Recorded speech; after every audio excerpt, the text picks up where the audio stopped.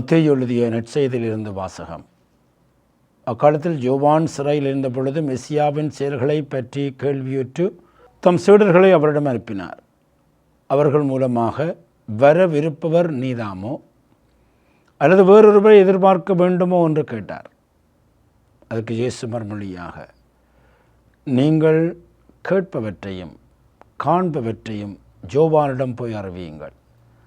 பார்வையற்றோர் பார்வை பெறுகின்றனர், கால் ஊனமுற்றோர் நடக்கின்றனர், தொழுநோயாளர் நலமடைகின்றனர், காது கேளாதோர் கேட்கின்றனர், இறந்தோர் உயிர் பெற்று எழுகின்றனர், ஏழைகளுக்கு நற்செய்தி அறிவிக்கப்படுகிறது. என்னை தயக்கமின்றி ஏற்றுக்கொள்வோர் பேறு பெற்றோர் என்றார். அவர்கள் திரும்பி சென்ற பொழுது இயேசு மக்கள் கூட்டத்திடம் யோவானை பற்றி பேசத் தொடங்கினார். நீங்கள் எதை பார்க்க பாலினத்திற்கு போனீர்கள்? காற்றில் அசையும் நாணலையா? இல்லையேல் யாரை பார்க்க போனீர்கள்? மெல்லிய ஆடை அணிந்த ஒரு மனிதரையா? இதோ மெல்லிய ஆடை அணிந்தோர் அரச மாளிகள் இருக்கின்றனர். பின் யாரைத்தான் பார்க்க போனீர்கள்? இறைவாக்கினரையா? ஆம், இறைவாக்கினருடைய மேலானவரே என நான் உங்களுக்கு சொல்லுகிறேன். இதோ நான் என் தூதரை உமக்கு முன் அனுப்புகின்றேன். அவர் உமக்கு முன் உமது வழியை ஆயத்தம் செய்வார் என்று இவரை பற்றித்தான் மறைநூலில் எழுதியுள்ளது. மனிதராய் பிறந்தவருள் திருமுழுக்கு யோவானை விட பெரியவர் எவரும் தோன்றியதில்லை. ஆயினும் விண்ணரசில் மிக சிறியவரும் அவரிடம் பெரியவரே என நான் உறுதியாக உங்களுக்கு சொல்லுகிறேன். இது கிறிஸ்து வழங்கும் நற்செய்தி. கிறிஸ்துவே உமக்கு புகழ். இன்ப கனவொன்று நான் கண்டேன், இறை ஆட்சி மலரக் கண்டேன், எங்கும் மனங்கள் மகிழக் கண்டேன், எங்கும் மனங்கள் மகிழக் கண்டேன். ஆண்டவன் இயேசுவில் அன்பார்ந்தவர்களே, அது மார்கழி மாதம். வெளியிலே குளிர், கடும் குளிர். இவ்வாறான கடும் குளிரின் வேளையிலே ஒரு வீட்டிலே ஒரு நடுத்தர வயது பெண் வசித்து வருகிறாள். அந்த வீட்டின் கதவு தட்டப்படுகிறது. அந்த பெண் அந்த கதவை திறக்கிறாள். அங்கே 2 சிறுவர்கள். அந்த சிறுவர்களை பார்க்கிற பொழுதே அவர்கள் மிக ஏழ்மையிலே இருக்கிறவர்கள் என்று தெரிகிறது. அவருடைய ஆடைகள் அப்படி இருக்கின்றன. இன்னும் சிறப்பாக அவர்கள் ஒரு கிழிந்த சப்பாத்தை போட்டுக்கின்றார்கள். மிகவும் ஏழ்மையானவர்கள் என்று தெரிந்தது.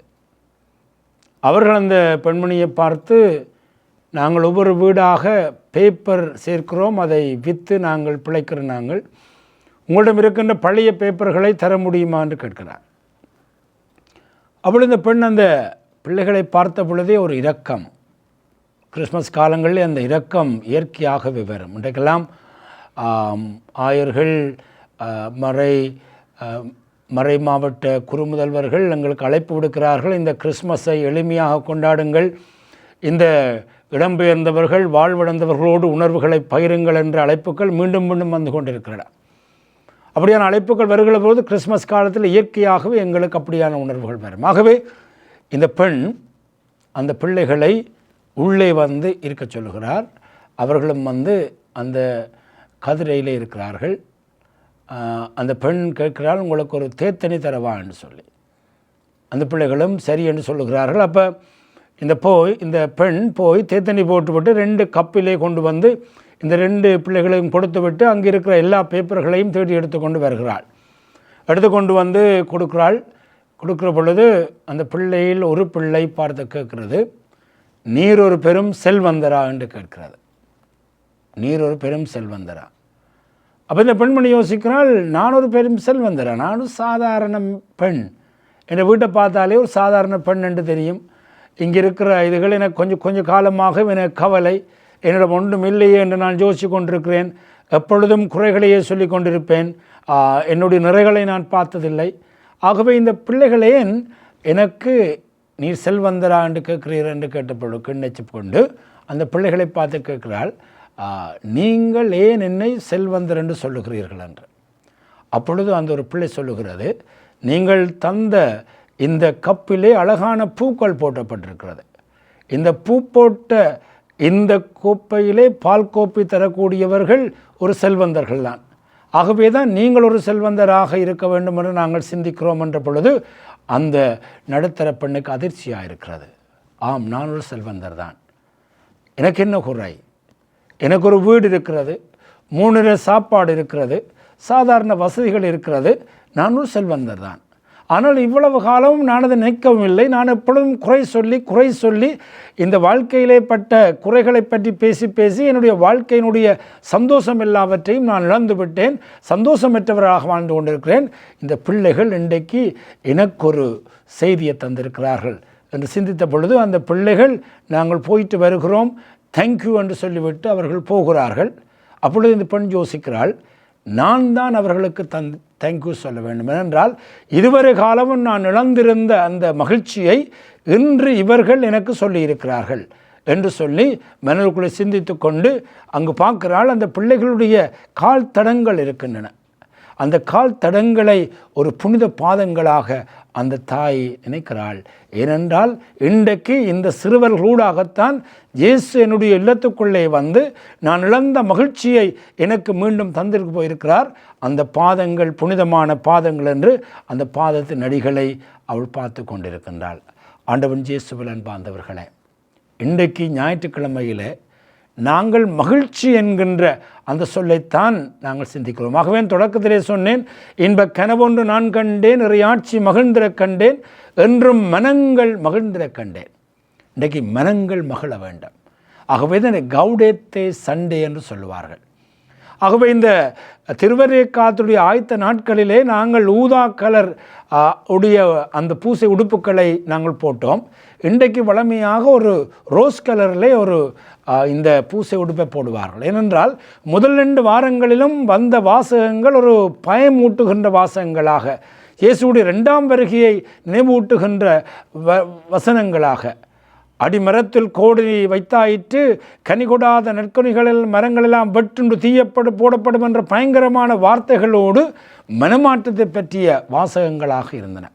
சடுதியாக 3ஆவது வாரத்தில் எல்லாம் அங்கே மாறுகிறது. இங்கே இப்பொழுது நாங்கள் பேசுகின்ற விடயம் மகிழ்ச்சியை பற்றியே பேசிக்கொண்டிருக்கிறது. ஆகவேதான் இந்த மகிழ்ச்சிக்கு காரணம் என்ன என்று நாங்கள் சிந்தித்து பார்க்க வேண்டும். பிலிப்பியர் எழுதிய திருமுகத்திலே 4ஆம் அதிகாரம் 4ஆம் வசனத்திலே புனித பவுல் அழகாக சொல்லுகிறார், ஆண்டவரோடு இணைந்து மகிழுங்கள். மீண்டும் சொல்லுகிறேன், ஆண்டவரோடு இணைந்து மகிழுங்கள்.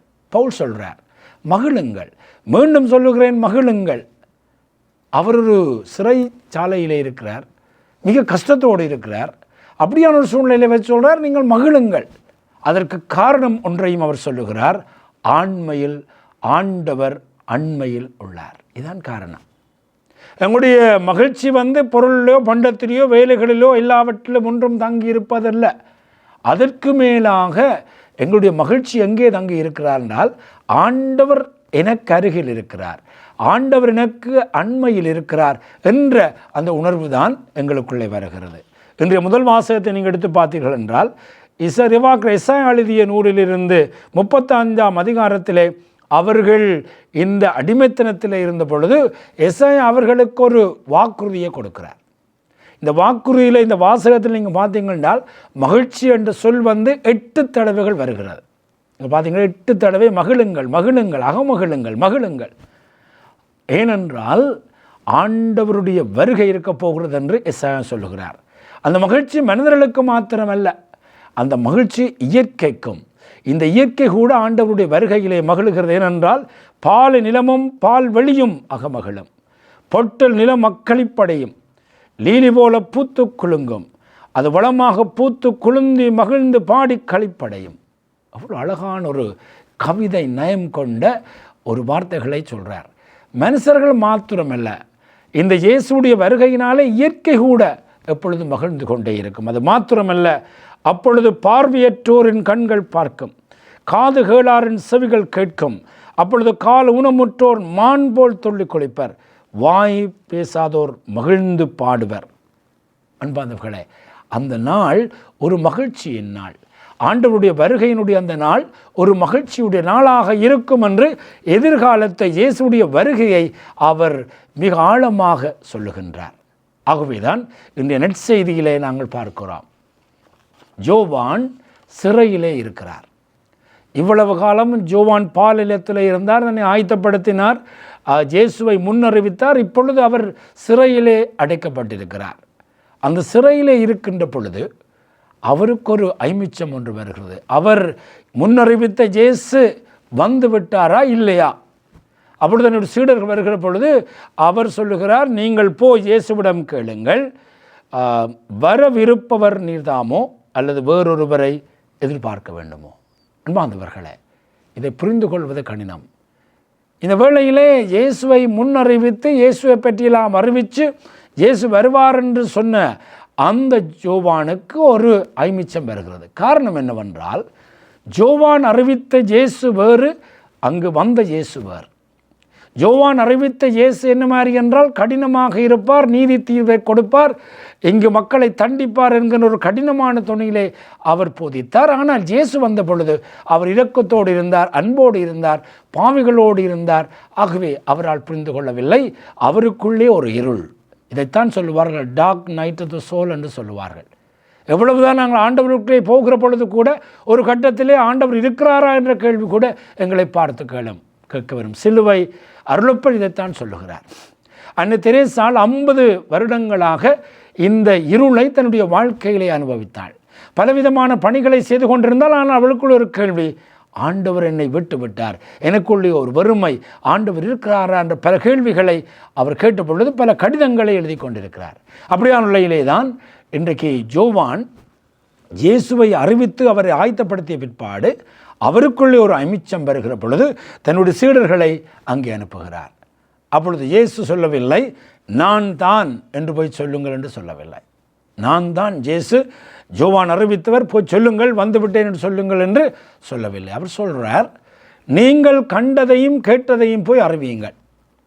அந்த கண்டதையும் கேட்டதையும் போய் அறிவித்தால் நான் வந்துவிட்டேன் என்று புரியும். ஏனென்றால் பழைய ஏற்பாட்டிலே இதைத்தான் சொன்னார்கள், நாங்கள் வருகின்ற பொழுது அங்கு மகிழ்ச்சி இருக்கும், சந்தோஷம் இருக்கும், அங்கே அழுகை இருக்காது, நிறைவு இருக்கும் என்று பழைய ஏற்பாடுகள் என்னை பற்றி சொன்ன அந்த வார்த்தைகள் இன்று நிறைவேறி இருக்கின்றன. குறிப்பாக பார்வையற்றோர் பார்வை பெறுகின்றனர், கால ஊனமுற்றோர் நடக்கின்றனர், தொழுநோயாளர் நலமடைகின்றனர், காது கேளாளர் கேட்கின்றனர், இறந்தோர் உயிர்பெற்று எழுகின்றனர், ஏழைகளுக்கு நற்செய்தி அறிவிக்கப்படுகிறது.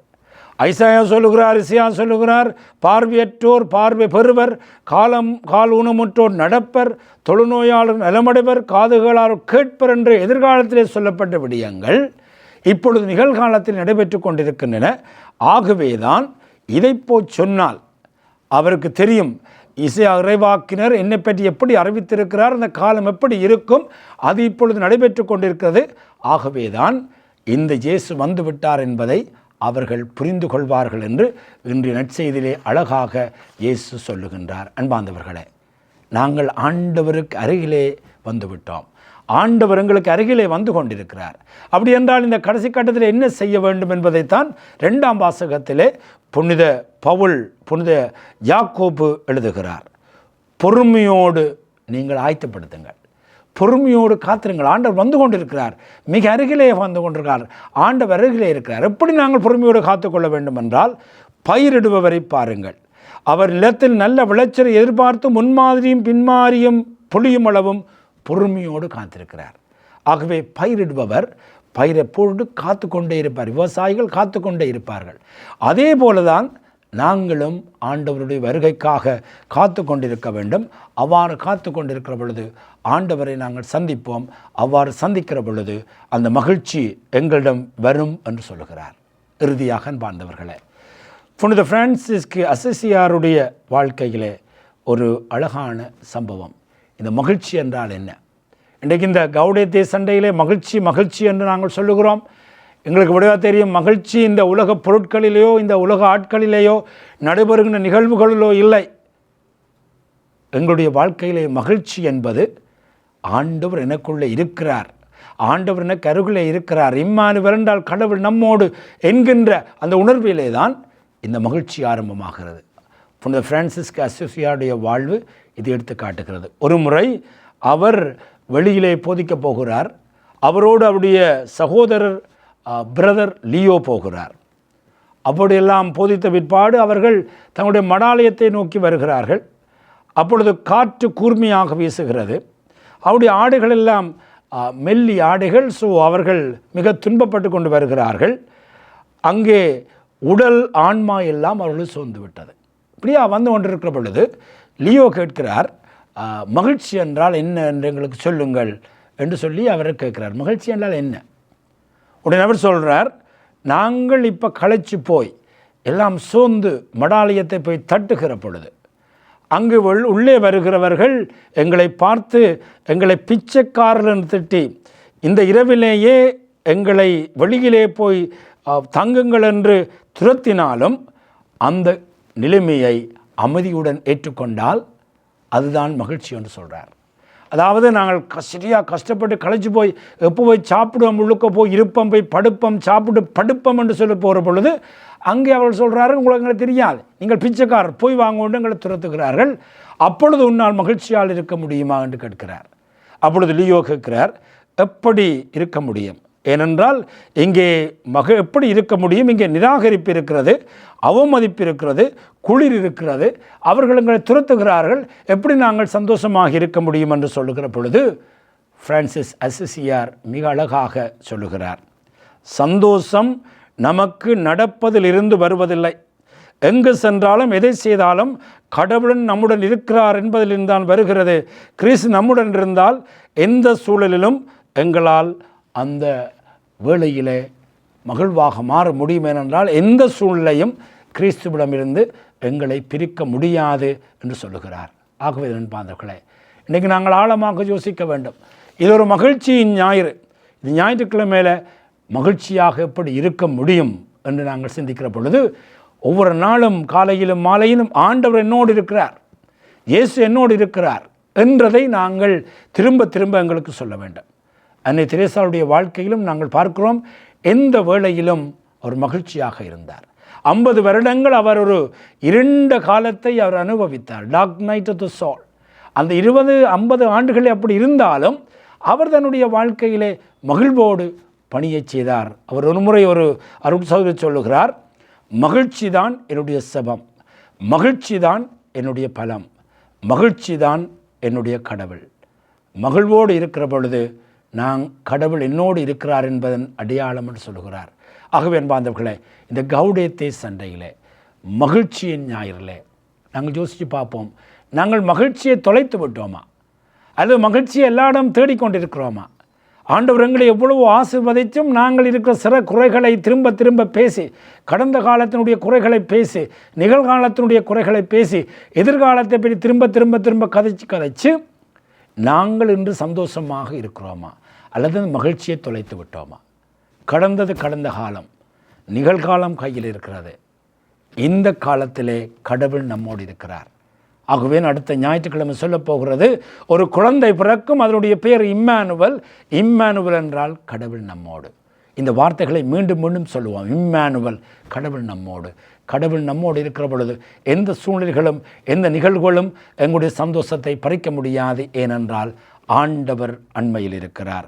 ஆகவேதான் பிலிப்பியருக்கு திருமுகத்திலே மீண்டும் பவுல் சொல்லுகிறார், ஆண்டவரோடு இணைந்து மகிழுங்கள், மீண்டும் கூறுவேன் மகிழுங்கள், ஏனெனில் ஆண்டவர் அண்மையில் இருக்கிறார். நீங்களும் மகிழுங்கள், மற்றவர்களை மகிழ்வோடு வைத்துக்கொள்ளுங்கள். தந்தை மகன் தூயாவின் பெயராலே ஆமென்.